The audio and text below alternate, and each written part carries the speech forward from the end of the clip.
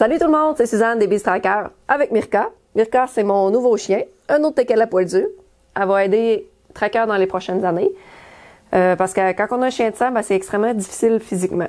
Donc, dans 3-4 ans, j'aimerais ça qu'elle prenne sa relève puis que lui qu'il prenne sa retraite graduellement. Faire une recherche par jour ou 2, pas plus.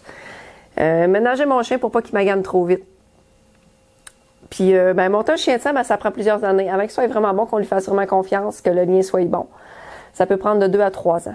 Comme le Tracker est vraiment au meilleur de sa forme, il est vraiment impeccable. C'est vraiment un chien qui m'a vraiment surpris dans l'année encore. Je dis ça à tous les ans et il continue à me surprendre à tous les ans. On va la laisser aller à terre un petit peu parce que sinon, elle va commencer à être mal commode. Je voulais aussi revenir sur ma saison de recherche 2022, ma saison à l'Orignal. En fait, cette année, dans Zone 28, on avait le droit juste au boc.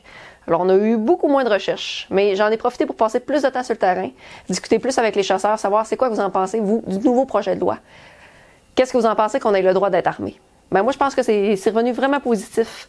J'ai pu utiliser ma carabine à plusieurs reprises cette année, que ce soit pour des tirs de panse. Ça, je l'ai beaucoup apprécié parce que c'est des blessures qui peuvent prendre beaucoup de temps à mourir, comme j'en ai déjà parlé, mais aussi des tirs comme de pattes ou qui limitent les déplacements, puis que la bête va finir par en mourir pareil. Ça a été vraiment apprécié de pouvoir utiliser l'arme dans ces cas-là. À la chasse au chevreuil, j'en ai profité pour aller faire des recherches avec les autres conducteurs de chiens de sang de la région. Je vous en avais déjà parlé de Stéphane, Caroline, Pietro. Ma recherche avec Stéphane, on a eu une photo une semaine après du chevreuil qu'on avait recherché, qu'il était encore en vie et bien portant. Il ne mourra pas de cette blessure-là. Avec Caroline, la recherche qu'on a faite, on a récupéré le chevreuil le lendemain. Dans le fond, on n'a pas réussi à avoir de visuel le soir même pour être capable d'achever la bête. C'était un tir de panse. Mais on a réussi à le récupérer le lendemain matin. Puis avec Pietro, on a encore eu une belle aventure. J'adore faire des recherches avec Pietro. C'est toujours exceptionnel. En fait, ça s'est terminé en poursuite.